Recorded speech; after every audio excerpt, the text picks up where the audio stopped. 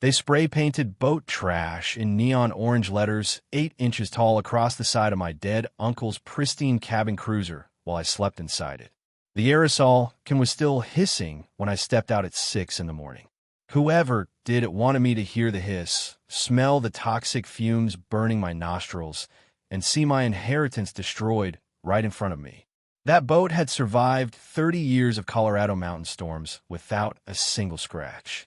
Now it looked like a floating billboard of shame, visible from every house on the lake. The wet paint came off on my hands like orange guilt that wouldn't wash clean. Duct taped to the windshield was a violation notice from HOA President Delilah Thornfield, demanding I remove the boat because it created unsightly ripples. 72 hours or $500 a day in fines.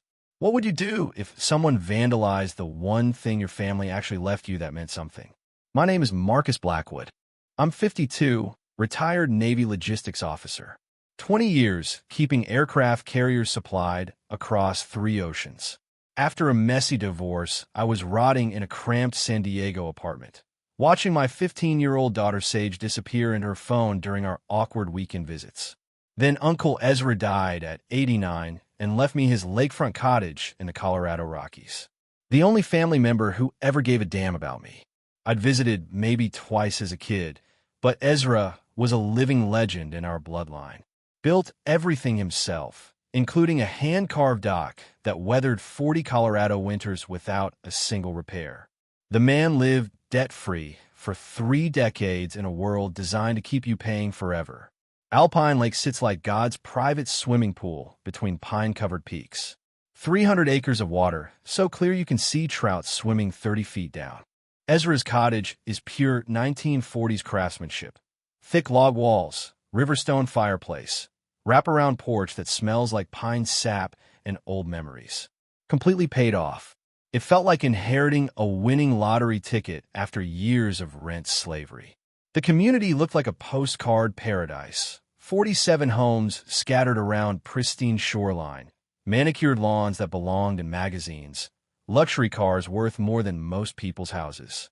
The Lakeside Estates HOA collected $350 a month for maintaining property values and community standards, whatever that meant. Then I met the dictator in khakis. Delilah Thornfield, 58, former corporate HR executioner turned HOA president for life. She rules from an $800,000 glass fortress directly across from my humble log cabin.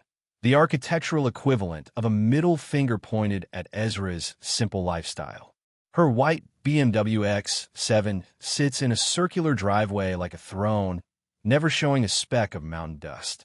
She dresses exclusively in pressed country club uniforms, carries clipboards like weapons, and has issued 127 violation notices in 2 years. Neighbors whisper about her measuring grass with rulers, timing dog walks with stopwatches, photographing violations with forensic precision. 2 families had already sold and fled her reign of suburban terror. The confrontation came in week 2, 7 a.m., on my dock. I'm holding coffee, watching sunrise paint the mountains gold, when her designer heels start clicking across the wooden planks like a countdown timer. Her department store perfume hits me like chemical warfare, flowery violence against the clean mountain air. Your boat creates unsightly ripples that disturb our peaceful lake aesthetic, she announces, clipboard raised like she's serving divorce papers. I glance at my 1985 Belliner 3270, Uncle Ezra's pride and joy, meticulously maintained but showing honest age next to the neighbor's floating palaces. Ma'am, it's properly registered and insured. I'm well within my rights. Her smile could have cracked the dock planks. We'll see about that, won't we? What followed was psychological warfare disguised as community concern. Certified violation notices. Lawyer threats about community standards. Anonymous county complaints claiming I operated an unlicensed commercial vessel. Absurd since I used it for weekend fishing and evening cruises when Sage visited. Then came the petition signed by 12 neighbors claiming my boat somehow destroyed their quality of life. According to these people, my diesel engine's gentle purr, quieter than their leaf blowers, shattered the morning serenity like a chainsaw concert. That's when they destroyed the boat. That's when they made it personal. After discovering the vandalism, I treated it like a military operation and started gathering intelligence. First, 6 hours in the county courthouse basement, digging through HOA covenants.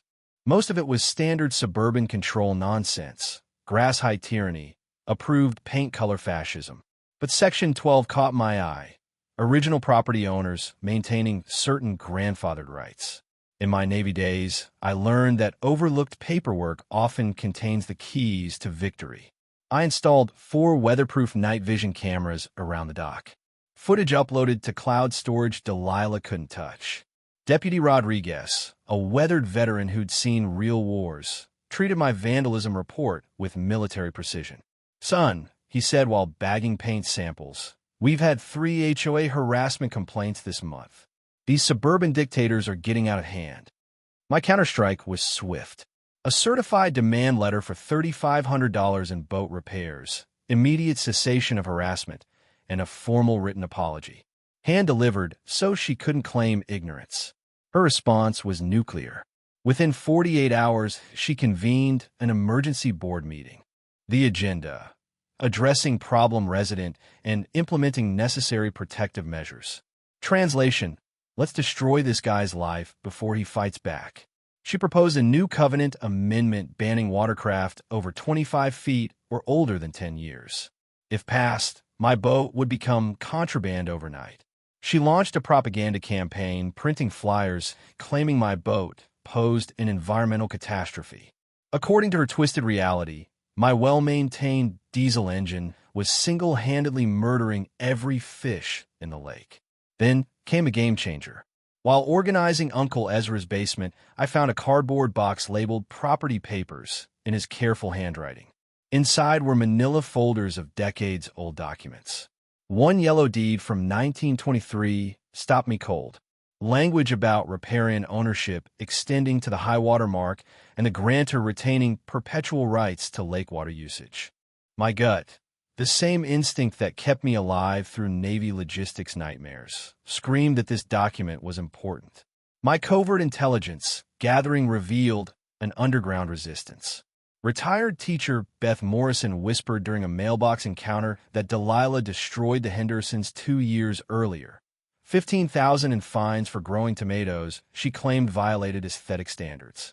Vietnam veteran Jim Santos had his own war story. $2,000 fine for painting his mailbox the wrong shade of green. She brought a color wheel to prove the violation. The pattern crystallized. Delilah systematically targeted anyone disrupting her suburban paradise fantasy, then weaponized HOA bureaucracy to force them into financial surrender or exile. She was a serial neighborhood killer. But unlike her previous victims, I had military training in hostile situation management. 20 years dealing with supply chain warfare taught me patience, preparation, and the tactical advantage of letting enemies expose their weaknesses before delivering the killing blow. Delilah crossed the line from neighborhood tyrant to actual felon when she cut my dock lines at 2 a.m. My cameras captured the figure in dark clothing, working with practiced efficiency, then vanishing. At the edge of the frame idled her distinctive white BMW X7. She'd done the dirty work herself, too narcissistic to delegate. I transformed the dock into a fortress. Motion-activated floodlights, battery backups, marine-grade locks, redundant cloud storage. Colorado's one-party consent laws meant every conversation, violation notice, and harassment incident could be recorded in courtroom-quality evidence. My phone became a weapon of legal mass destruction. A Zoom consultation with a maritime attorney introduced concepts that made my tactical mind sing. Navigational servitude grants waterway usage rights that override local busybody regulations.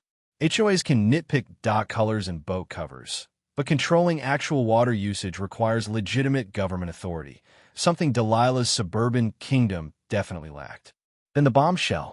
Alpine Lake wasn't some pristine natural wonder.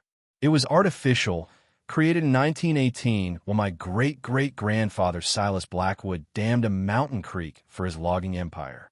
The 1923 deed retained perpetual rights to lake water usage and access, an unbroken chain of ownership, Silas to his son, to Uncle Ezra, finally to me. Water rights never sold, transferred, or surrendered to any developer. The beautiful irony. In 1985, developers built lakeside estates, assuming they'd acquired lake access, rights they never actually purchased. For 38 years, the HOA had been operating under delusions of authority they legally didn't possess. Every lake maintenance fee they collected was potentially theft from my family's property. Most satisfying of all, a licensed surveyor mapped exact boundaries. My inherited property extended 30 feet farther into the lake than anyone assumed. Several HOA members' docks were technically trespassing on my riparian zone. Delilah's decorative gazebo, her personal lakeside meditation pavilion where she plotted neighborhood destruction, sat entirely on my legal property. She'd been conducting her war from land she didn't own. Sarah Chun, my property attorney, laughed out loud during our first meeting while examining Uncle Ezra's deed collection. "Marcus, this isn't just a strong legal position. This is thermonuclear warfare disguised as property law." Her preliminary injunction prevented the HOA from restricting my lake access while we prepared the nuclear option. County records classified Alpine Lake as a private water body with riparian access rights. Whoever owned those rights controlled everything. The title search revealed the Holy Grail. I didn't just own water usage rights. I owned the entire lake. Every drop of water, every inch of lake bed, every fish beneath the surface, through an unbroken chain dating back to 1918. When Silas built the dam, Colorado water law granted him absolute ownership under prior appropriation doctrine. First valid claim wins everything. Those rights passed through 4 generations of Blackwood men, like a hidden inheritance, forgotten but never surrendered. For 38 years, every homeowner around Alpine Lake had been trespassing on my private property. Every dock, swimming platform, boat launch, decorative gazebo, all constructed without permission on land and water that belonged exclusively to me. The HOA had collected $847,000 in lake maintenance fees over 4 decades, money extracted illegally for services performed on someone else's private property. I could immediately prohibit all lake access, force removal of every structure built on my property over 4 decades, file trespass lawsuits against 47 families that would generate damages exceeding the HOA's total assets. I could bankrupt the entire HOA and most of its members. Delilah picked a fight with someone who could legally evict her from her own backyard. But Uncle Ezra had shared this lake with neighbors for 30 years without wielding his legal authority like a weapon. His philosophy was simple. Good neighbors make good communities, and bullies eventually destroy themselves if you give them enough rope. I didn't want to become the suburban dictator Delilah had been. I offered a reasonable settlement. $50 annual licensing fee per household for continued lake access, removal of all boat restrictions, Delilah's resignation, and replacement leadership elected by actual democratic process. Delilah's final gambit was a $100,000 lawsuit claiming my boat destroyed property values through willful violation of community standards and deliberate disruption of peaceful residential enjoyment. Her hired marine engineer produced a report so obviously fabricated it belonged in a museum of legal malpractice. Scientific methodology, standing on shore with binoculars and measuring waves with a ruler. The monthly HOA meeting became a showdown. 67 residents packed into a room designed for 40. Local newspaper reporter Janet Mills sat ready with camera and recorder. Deputy Rodriguez was in the back corner. Sarah accompanied me, carrying banker's boxes of historical documents and survey maps. Delilah opened with theatrical fury. Enlarged photographs made my boat look like an industrial disaster. She demanded I pay $15,000 in emergency lake restoration assessments and remove my inappropriate vessel within 48 hours. I requested 10 minutes to respond. Sarah distributed copies of the 1923 deed to every attendee while I connected my laptop to the projector. The century-old language about perpetual water rights and exclusive lake ownership appeared on screen. "Ladies and gentlemen," I said with the calm authority of someone holding nuclear weapons, "I don't just have the right to use this lake. I own it. Every drop of water, every inch of lake bed, every fish swimming below the surface belongs to me through unbroken inheritance from my great-great-grandfather who created this lake in 1918. Silence. You could have heard a pin drop into that crystal-clear water that apparently belonged to me. Sarah's laser pointer traced property boundaries on the projected survey map. Every dock, every swimming platform, every boat launch, every structure touching the lake sat on my private property. For 38 years, the HOA had collected fees for maintaining someone else's land without legal authority. Delilah's face cycled through white, red, then green as lake algae. "That's impossible," she shrieked. "Those documents are forgeries, legal technicalities. We have prescriptive rights from decades of community usage." The room held its breath. Board members frantically calculated potential financial liability. $847,000 extracted illegally. Trespass damages for unauthorized construction spanning 4 decades. I stood slowly and spoke directly to the shell-shocked community. I could legally demand removal of every dock and structure tomorrow. I could prohibit all lake access and sue every family for decades of trespassing. I could bankrupt this HOA and destroy your property values overnight. Instead, I'm offering reasonable annual licensing for continued lake access. $50 per household, significantly less than the illegal fees you've been paying. All existing structures can remain. Community boat launches and swimming areas will be preserved. But harassment and vandalism of my property stops immediately. Delilah's reign of suburban terrorism ends tonight. Within 2 weeks, Delilah and her 3 hardcore supporters fled like defeated generals abandoning a burning fortress. Their for sale signs sprouted overnight. Property values didn't crater. They soared 15% once buyers realized they could live in a lakefront paradise without someone measuring their grass height. My cottage became a pilgrimage site for apologies and peace offerings. Beth Morrison brought homemade apple pie. Jim Santos delivered bourbon with a note to the man who liberated us from the HOA goon. The Stewarts painted a watercolor of my boat, creating gentle ripples titled Waves of Freedom, now hanging above my fireplace. The HOA settled for $50,000, covering every penny of my costs. Delilah avoided criminal prosecution by signing agreements that banished her from ever holding community authority again. She slithered away like a snake fleeing sunrise. Under new leadership, monthly dues plummeted 40%. They eliminated 83 harassment categories, turning guidelines from criminal code into neighborly suggestions. My licensing agreement generated comfortable income while preserving lake access for families who'd called this place home for decades. Sage spent her entire summer with me, transforming from sullen teenager into confident young woman who could dock a boat and identify every fish species in our lake. Her friends filled the water with joyful screams instead of legal documents. I started the Alpine Lake Conservation Scholarship, $5,000 annually for students studying environmental science or property law. 3 years running, our recipients have gone on to protect watersheds and fight HOA corruption across the western states. Every morning now I sit on my dock, watching sunrise paint the mountains gold while steam rises from coffee that tastes like freedom. Children's laughter bounces across water that legally belongs to me, but spiritually belongs to everyone who understands that home should be sanctuary, not battlefield. My boat's gentle ripples spread across the lake like rings of justice, reminding everyone that one person standing up to bullies can liberate entire communities from tyranny.